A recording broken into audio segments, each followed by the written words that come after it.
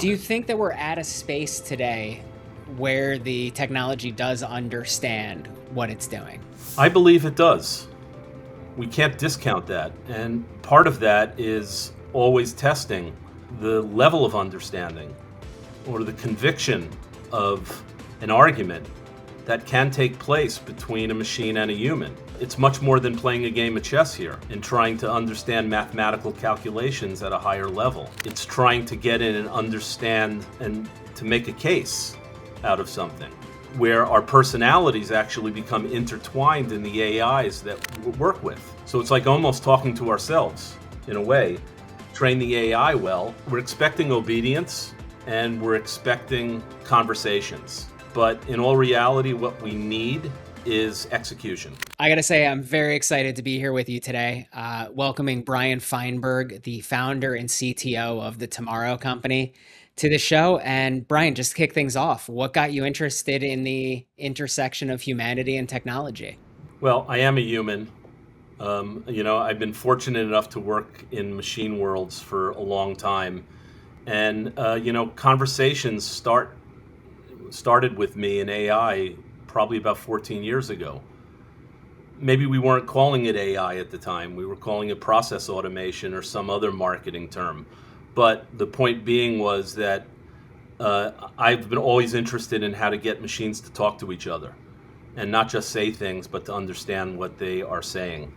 And, watching that evolution and participating with it across the way brings us to where we are today, where we really have an opportunity to be able to apply our humanity to not only our applications, but the respect that we need to be able to show artificial intelligence and the technologies that kind of are built around Do you it. think that we're at a space today where the technology does understand what it's doing? I believe it does. We can't discount that. And part of that is always testing the level of understanding or the conviction of an argument that can take place between a machine and a human.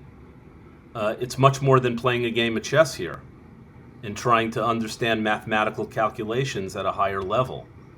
It's trying to get in and understand and to make a case out of something, where our personalities actually become intertwined in the AIs that we work with. Yeah. So it's like almost talking to ourselves in a way. Train the AI well, right? Well, we're expecting obedience and we're expecting conversations. But in all reality, what we need is execution. And if we get there as quickly as possible, we have more time to be able to focus on the bigger things like the meaning of life.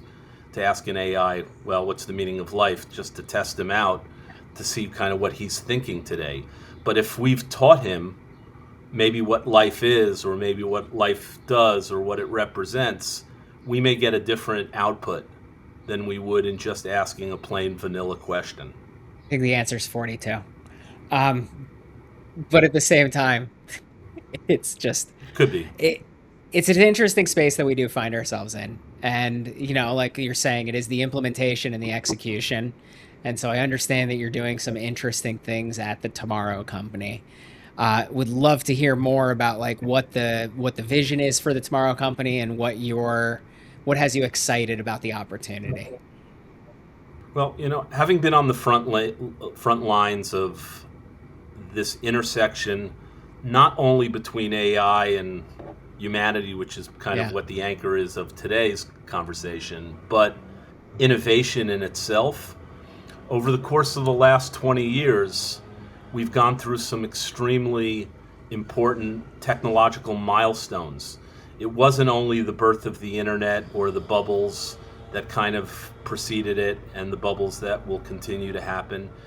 It's how security, how privacy, how this concept of Web3 has interlaced with all this other technology and is becoming part of the infrastructure layer. So we started Tomorrow Company as an entity to capture these opportunities at the intersection of Web3 and AI. We're looking very, not only closely, but participating along the RWA side, the real world asset, which is again an opportunity that's in front of everybody that's in the capital markets right now. How is this technology and how do these financial instruments now unlock capital liquidity and drive new markets and new ways of being able to distribute not only wealth, but to be able to move capital around the world. So we merged together with a company called Carbon Distributed Technologies that was doing this in the carbonization space or in the carbon offset marketplace. And we felt it was a great intersection, not only to be able to apply the technology and our understanding of where we think this technology is going, but to try to do something also net positive in the world.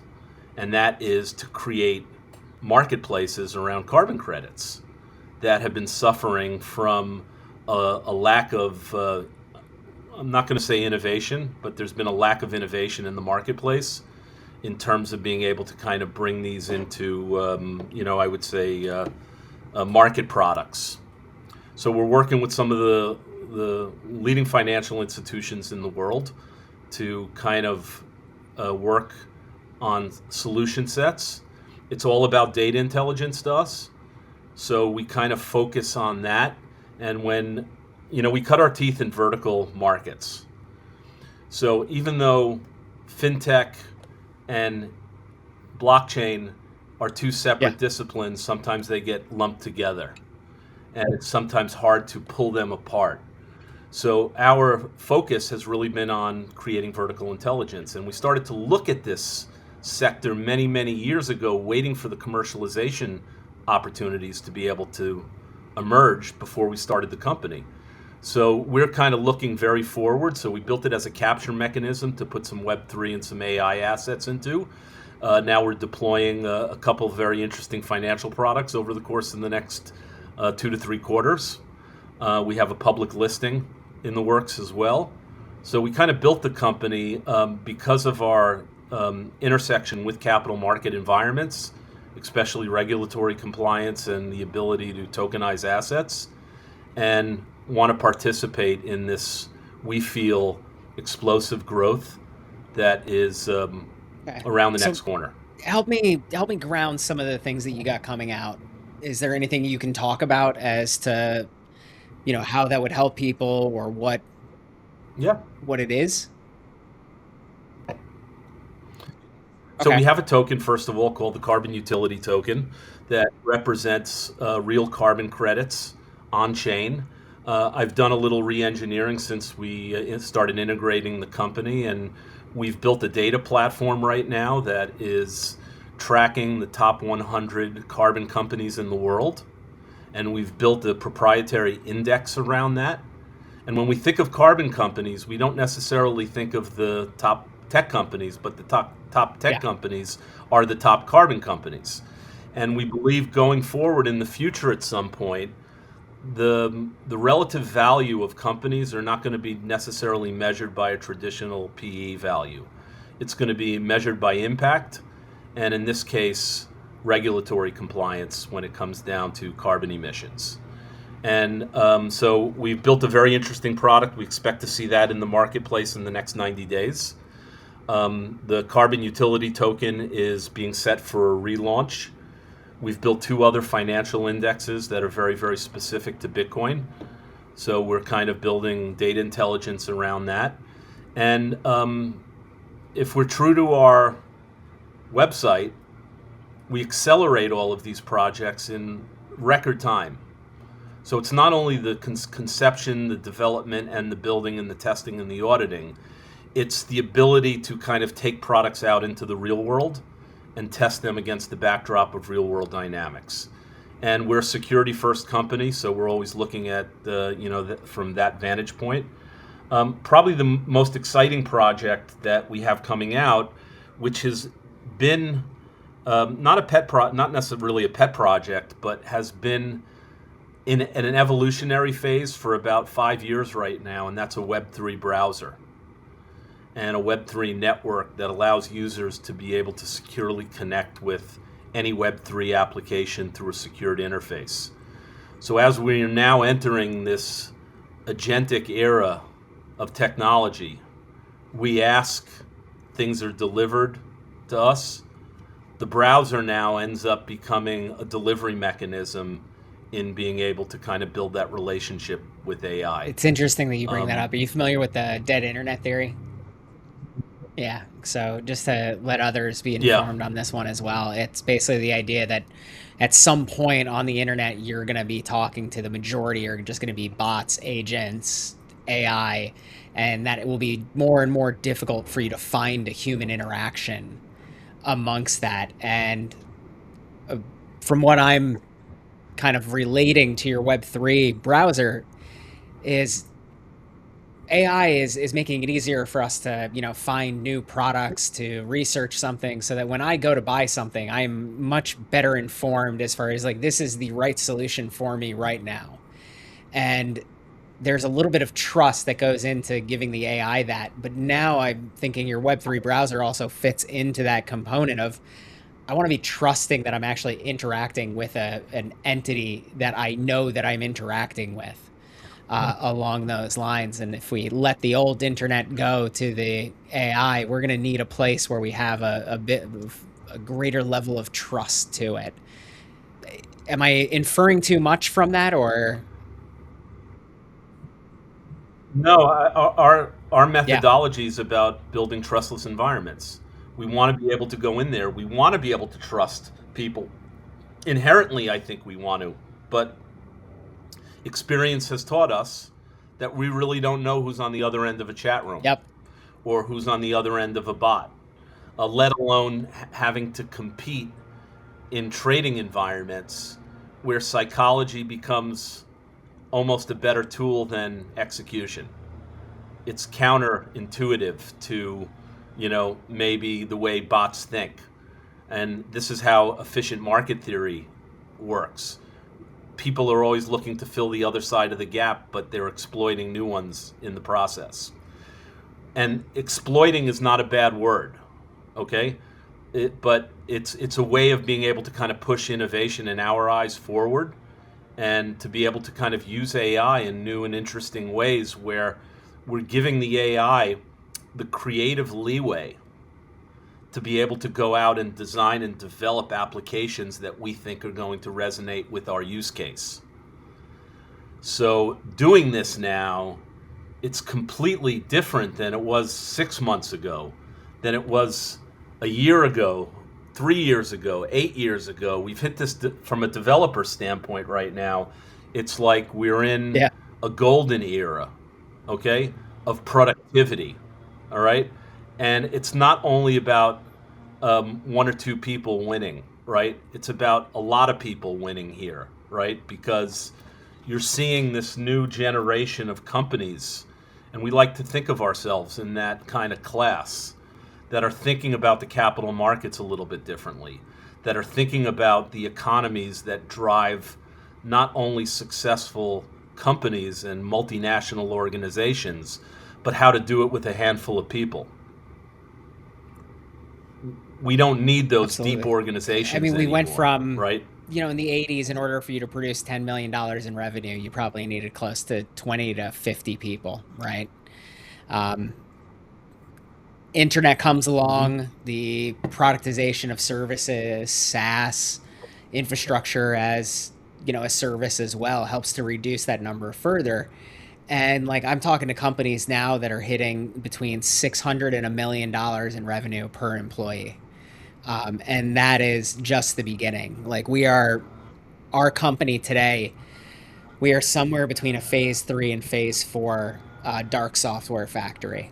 Like on any given day, we have between 20 to 40 merges of new code that goes into our platform without human involvement. Yeah. From issue to, I mean, spec, Yeah. from spec to plan to build out, all taken care of. And like that feels like a growth of 10x the number of people that we are on a project. And we are just It's scratching the incredible. surface around what we see ourselves being able to do. Well, Yeah. I'm always trying to push ourselves, right? So inside Tomorrow Company, we built this lab division which, lack of a better word, is a kind of an Yep. incubator, experimental lab, conceive ideas. And we're down now to a, not only from a conception standpoint, but everything in between, from testing, user interface, security audits, tokenization, user testing, performance, security, everything you can imagine, and also preparing for a token launch and having the regulatory infrastructure in place to do it, right? All within a 30-day process. Now, creativity is at the cornerstone here, right? We can't get an AI to push the envelope if we don't tell them Yeah. exactly kind of what we want. So, in a way, I'm using one AI to help develop a prompt for me that is given to another AI that goes out and designs the interface and the user experience, and then the front to back plugin environments that Yep. go in there. We're done in 6 hours. Okay? And prototypes, the ability to look at prototypes and objectively say, hey, is this idea stupid or is it good? Right? And rather than let me make a decision on that, I'm only one litmus test. It's about going out and getting feedback from people, right? Because these machines and these applications now are built to kind of run and regulate themselves. We have to pay attention, right? Everything has to have human supervision around to it, but we're not going around necessarily looking for bad code. Bad code is popping up and telling us, hey, we got a problem over here. Let's go plug that up. Or let's kind of create some sort of universal rule that drives somebody to someplace else so there's no disruption in the application. UI and UX becomes an extremely important part of this process in establishing that trust. So if people are getting applications that die on the vine and can't deliver what it says it's going to deliver, then a user has a higher probability of leaving that application and never coming back again. We have about 5 seconds to catch somebody's attention, and that is even compressed. And eventually we will have agents out there going to bring us those applications on a daily basis, like we used to read the morning headlines. We get to test the latest apps that are out there and see if they make Also sense for interesting to us. think about the space in which the AI just decides to create the app, right? Like it's no longer do we have to go out and Yeah. get it? What is, and like you're saying, it's you've created an incubation lab. And I think if I'm, reading you correctly on this one, that there is a need for experimentation in this world and that the price of execution has gotten to be so low that it's much more effective for you to like try things out and to see where you could actually be making waves for your community than it is to kind of like wait for the solution to appear. It also validates from the investment thesis from a VC, right? Who again, raising capital Yeah, from a yeah. VC is not my idea of a good time, right? But, you know, that process has also become streamlined because of this. And KPIs and metrics actually become really important if they become validated, because then financial models can be established from there. So I would much rather go into a capital raise on any of these projects when I have 10,000 users that are locked onto it, right? Because at that point, stuff like sentiment can be measured, data research can be open, it can be democratized in a way, right? We're not relying on those, those very expensive, and I'm not going to mention names, but companies that charge $20,000-$30,000 for research products at the end of the day. They are becoming, I'm not going to say obsolete, right? But their value is being deteriorated because of the cost that's involved for other systems to actually produce this kind of real-time research and real-time analysis, what's going on in these markets. What we also found, which again, this is through not only years of experimentation, but years of data that we can engage organically with audiences without having to spend a dollar Okay. in advertising. Now we can force Yeah, users yeah. onto something through advertising. Yes, it has to do with contextual relevancy. But we found that if we take content, and if that content, even if it's dynamically being produced, if we translate and we index that across multiple languages, we're now starting to communicate with 85% of the world Okay. that doesn't think in English. And we have the ability to maybe inspire the next Elon Musk or the next Steve Jobs to go out and solve a big problem because they were able to engage with something. So I think there's this psychology in terms of the way that we create and distribute content right now that drives authentic engagements and secure engagement. So we're really excited about those prospects. You know, when we started Plato, which is the predecessor to the Tomorrow Company, we set out to identify security vulnerabilities in publisher websites. And through that process, we realized that conventional advertising doesn't really work. And if people just looked at things a little bit differently, right, they would improve the security for their communities and they would create sustainability for protecting those communities. So we quickly changed into this content company that was creating vertical intelligence, and essentially we, we have the data. We generated over 20 million organic visitors over a 4-year period. And when we were able to identify who those visitors were, it was 70% of the Fortune 1000. And although it took us 3 years to kind of get that data in focus that said, okay, we're really onto something here, right? In terms of the way that open source intelligence is used by enterprises, we started to forge this last model that is using AI in so many different research capacities, in so many thorough ways, that we're now allowing users to be able to kind of decide what's the best path forward for them. And so we're not giving them a one-size-fits-all solution. We're giving them choices. And those choices really come down to not only what language model is best for a task, but how do I share that insight with the rest of the world? And I think that's a pretty interesting It proposition almost for like, us.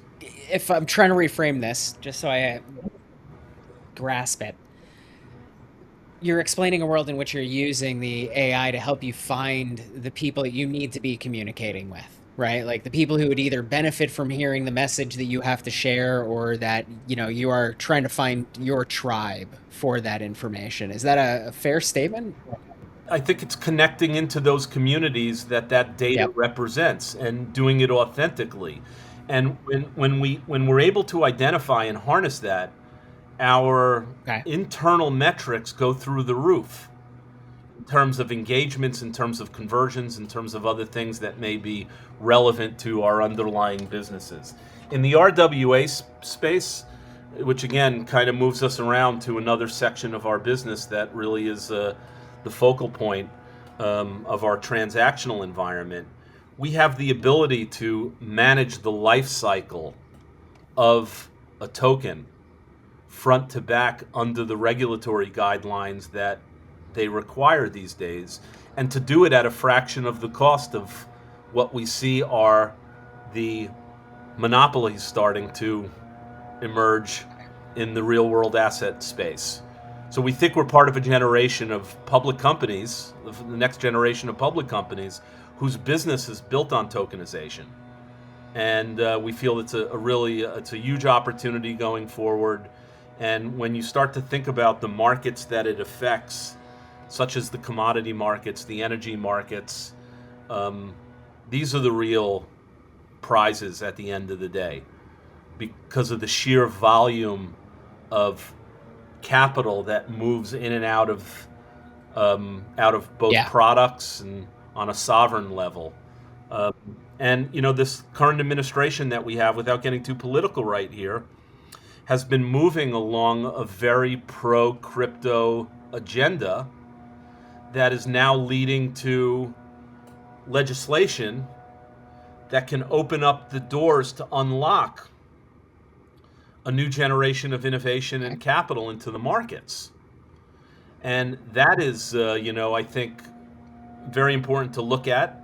There has to be controls and guardrails in place. And because AI is really at the cornerstone of all of these new applications and how they're being managed, we need to kind of build into the frameworks not only logic and not only rules, right? But what the rules of engagement are, which are very, very important, and a sense of humanity, for lack of a better word, into the products themselves, right? That we have to understand, right, what this actually does at the end of the day, and then have the compliance guardrails in place to do it. And there's tremendous capital opportunities there. We see it. So, we're not, let's say we've launched the company organically. We're now raising some capital privately to go into an accelerated path into, a public company within the next, we hope in the next 6 to 9 months. And in that case, it gives us an opportunity to be able to embrace the compliance that's going on in this industry and enable the transparency that is absolutely critical for these markets So where do to you see, exist. the, the, we'll cut that part out. Basically, where do you see like the next 5 years going? And I know this is such a difficult conversation to have because even in the last 6 months, I'm sure there's been many kind of like nice moments of surprise as to the speed at which this is going. Well, if we look at it from a crypto only perspective, right, this is Yeah. just another extended winter, right? Last month was last flavors of the month, whether it was NFTs, right? I go back to crypto kitties, right? Crypto kitties were cool, right? They Yep. captured the imagination of millions, right? And it kept the lights on for the Ethereum network for a while, so it served a very, very important purpose in terms of being able to kind of find use cases to them. But we're in a different game right now, and the game is about institutional adoption. And a lot of those large players out there are participating in ways. We saw an interesting phenomena in the last year in terms of capital market adoption to crypto treasuries, and they didn't really turn out that well, right? It was kind of like the flavor of the month for a couple weeks, and then the realization was that the net asset value of these assets were trading, or the stocks were trading below the net asset value of the underlying assets. So it's very, very hard to be able to capture that alpha unless all the markets are moving in an upswing. And that has the Bitcoin effect and the Ethereum effect to all of that. And the industry itself needs another 30 to 50 million users to maintain growth. So these are also considerations, right? That we need killer products out there. We need adoption. We need more utilities. People don't care whether or not it's blockchain or not. They just want to know that their wallets are secure, their identities are protected, and so forth. We want to keep them engaged. There's enough, I would say, enough money that's moving around the crypto markets that somebody can offset and contradict everybody else and still be right.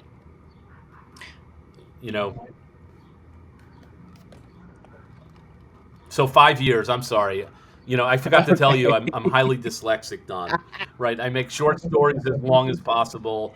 And, I'm in a yoga class the other day, and, somebody's telling me to twist right and left. I and put found my myself finger, on the and I wrong didn't end know of the where I yoga was mat putting my many hand days. completely opposite. Yeah. So again, when I center myself and I humble myself on a 6-foot mat, I can really appreciate the fact that, I am Yeah. just one person here, right? Trying to always look ahead and to be very, very forward thinking. What I see in the next 5 years is real commercial adoption of blockchain across certainly the RWA marketplace, right? But also AI becoming an integral part to kind of the Web3 discussion. Um, Two, I kind of see the price of cryptocurrencies, which again, I don't like to gauge it on price, I like to gauge it on adoption, is going to be predicated over the course of the next 2 to 3 years in bringing another 500 million people into the marketplace. And it doesn't necessarily mean they have to even own a crypto wallet, right? We own crypto wallets because we want to establish the sovereignty and control of the assets that wallet holds, right?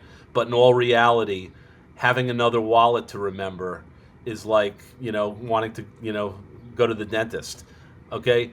It's the last thing that I want. So developers need to be able to think forward, to have this interaction Yeah. completely seamless, right?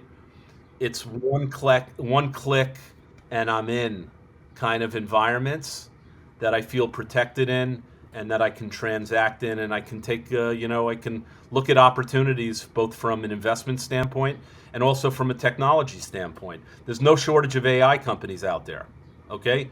However, there's no shortage of language models either.